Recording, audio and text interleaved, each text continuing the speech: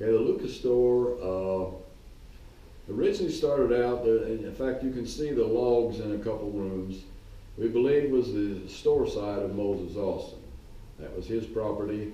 His house was just right across the creek up on the hill, and he had buildings up there and down below. His smelter was down below there. And we believe that it was his little small store, 2-room log house. As the years went on, different people owned the property and added to it. The Lucases owned it in 1847. There was a lot of add-on. A second store was added. It was built over the cabin, and you would never know there was a log cabin in there unless you went in the rooms where we have actually exposed the wall where you can actually see the logs. The adjacent cabin, there is remains of a partially built cabin to the side of the building. Is that also related to his house? Yeah, well, that wasn't part of the house. That was not part of. The house was across the creek up on a hill. That wasn't part of the house. But anyway, the Lucases was one of the big people, one of the last people. Several generations owned it. And they had turned it into apartment houses later on, and it was just used for stuff like that, And there was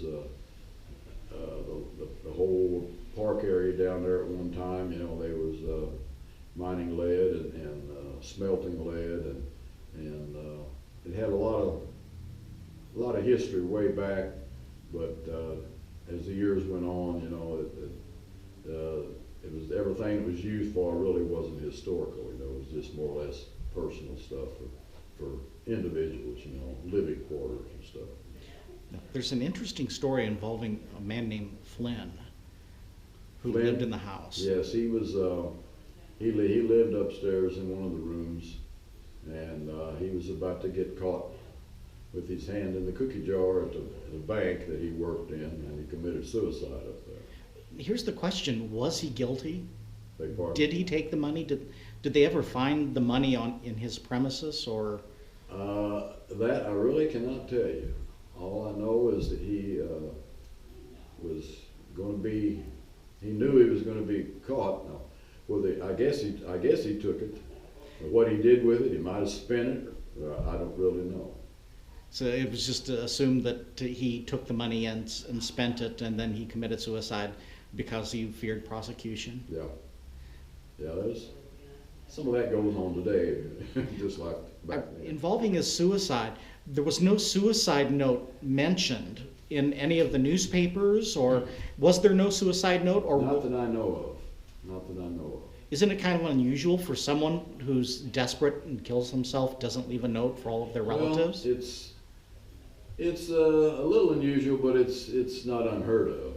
Some people will do it without a note or anything. They get so down on themselves, I guess you might say, and they don't want to face what's coming, jail time or the trial, and they just end it right there. And decide to end it. Now that actually seems to be a hot spot down there. There's been many things going on down there, and a shadow figure? Do what? Is there a shadow figure being seen? Yeah, and there's movement down there. I'm trying to think. One of Greg's people was scratched on the neck 2 or 3 different times he was down here, it seemed to anger somebody in that one room, and he gets scratched. So I've had people leave out of there, couldn't get their breath.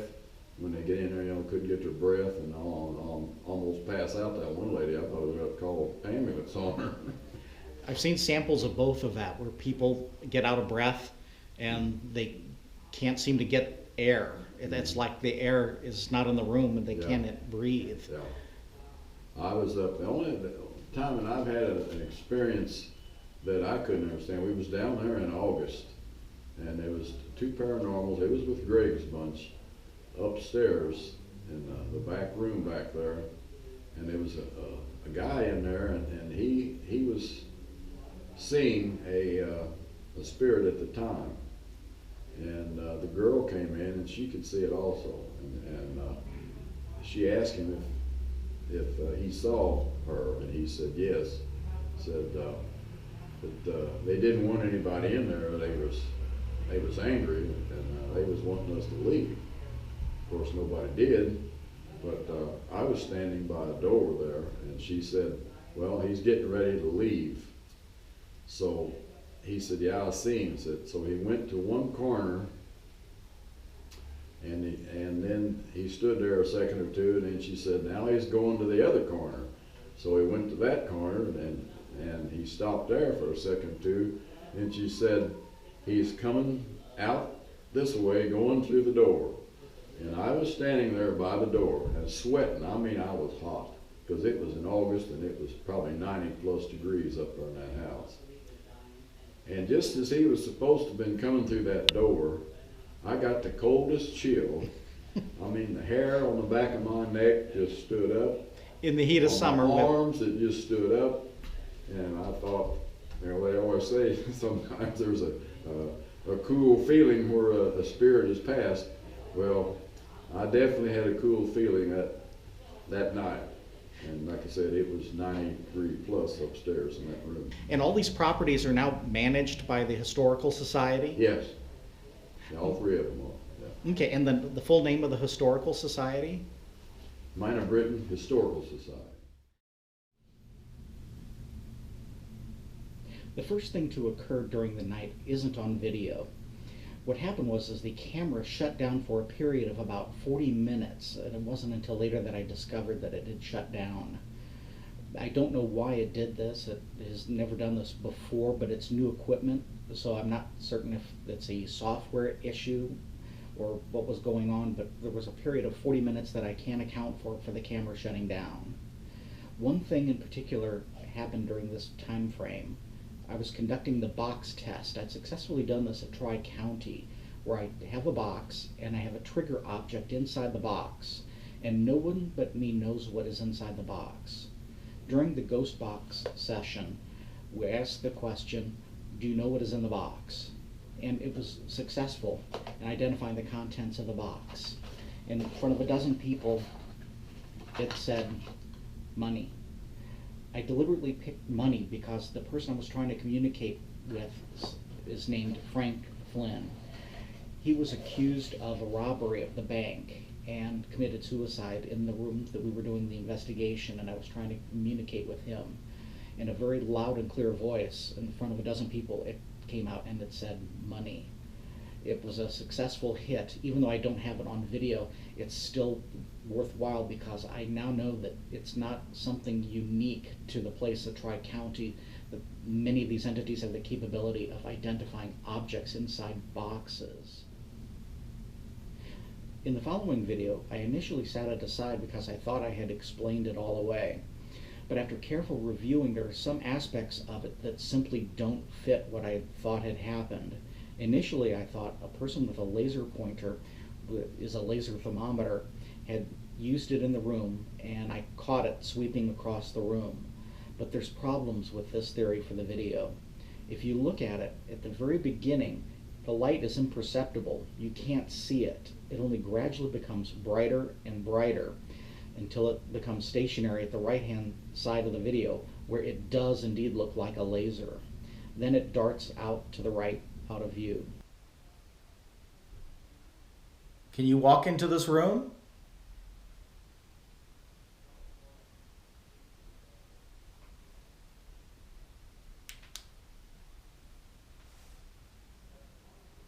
at the sample laser that I provide, no matter which wall it's pointed at, the laser remains bright. A laser should not be dim and then gradually gain strength and become brighter and brighter. This is more characteristic of an object moving closer to the camera's full spectrum lighting, other than a laser traveling across the walls.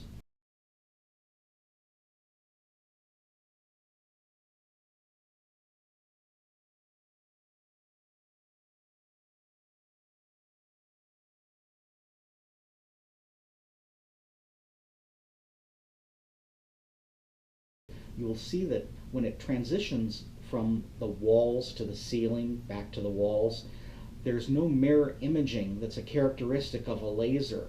In the sample laser, you'll see that as it approaches a wall, you'll see a mirror imaging effect of the laser as the light is being bent at different angles. This doesn't happen with this, and I don't understand why that would be so.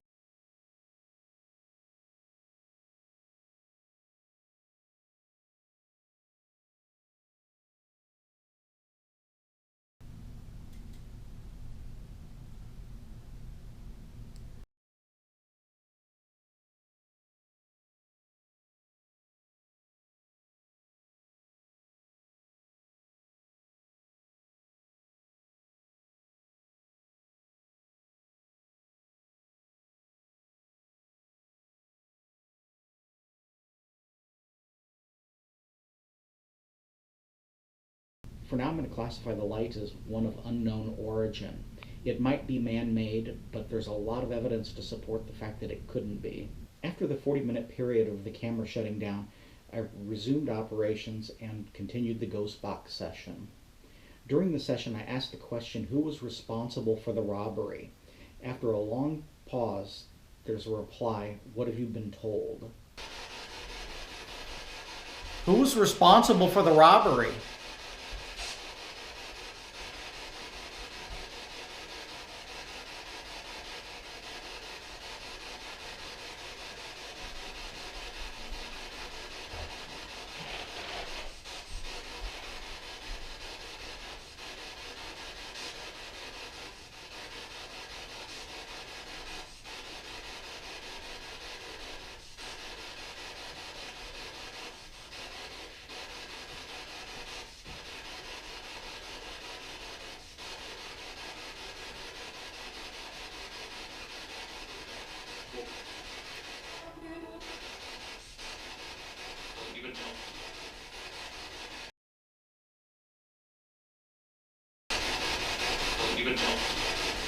Continuing with the ghost box session, I asked the question, who took the money? The reply was, what if we walked? It seemed to imply that whoever it was got away with the crime. Who took the money?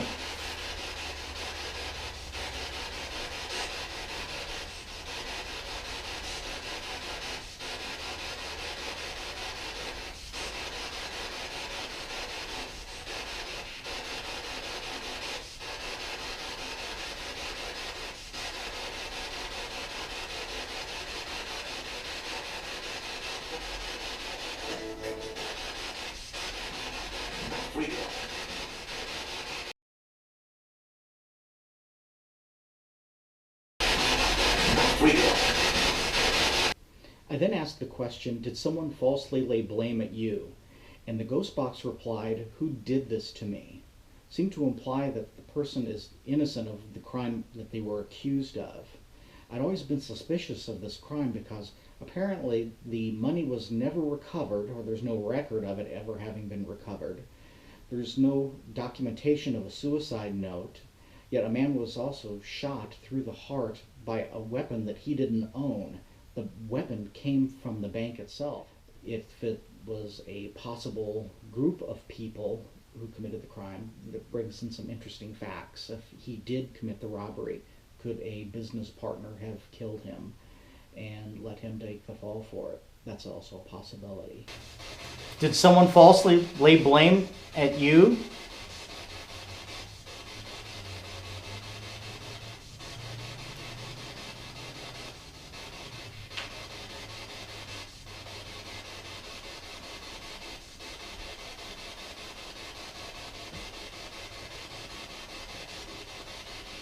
The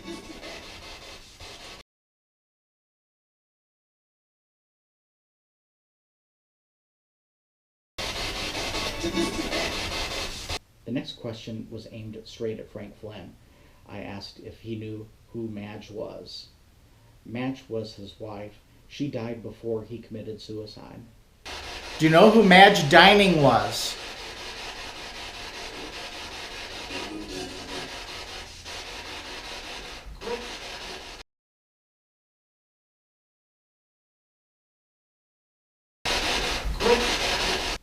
The next clip is extremely interesting. During the rotation period, there was a gap of about 10 to 15 minutes when everyone was outside the building. We were waiting for the next group of people to arrive. There was no one inside the house when this was recorded. Very clearly, pounding and banging sounds are heard coming from inside the house. I know for a fact that there was no one in the house because I was standing in the front doorway at the time this was recorded. You can hear me having my conversation with the other people outside on the front porch.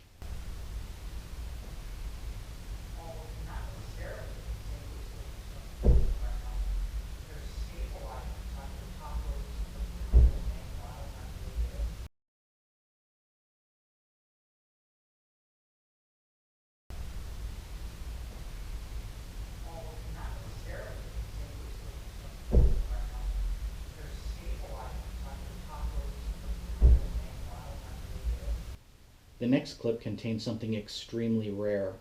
During the ghost box session in the cemetery, it should have been included in the cemetery footage, but it arrived too late to be included, so I'm placing it in this video at the very end. We were getting ready to pack up for the Long Bantha mansion. My memory card on my camera had become full and I needed to replace the card. Ken's camera was still rolling along with his H1 audio recorder. During this segment, it speaks up and it says the name of one of the people attending the ghost hunt. It speaks both their first and last names. This is something incredibly rare. I don't recall it ever happening in 16 to 17 years of ghost hunting. Normally, you will hear an individual's first name spoken. Once in a while, you may hear the last name spoken, but that is extremely rare. But this is the first time I can recall ever hearing both the first and last name of an individual called out during an investigation. Yeah, why don't we check the Long Bantha? It did say long, so let's take his advice. It's been an hour. This is plenty of Kind of thing.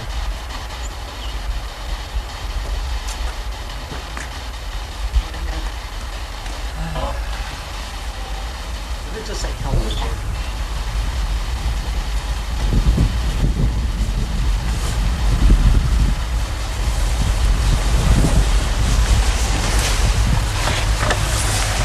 We're gonna leave you now. Newton. I heard Newton. I heard Newton too.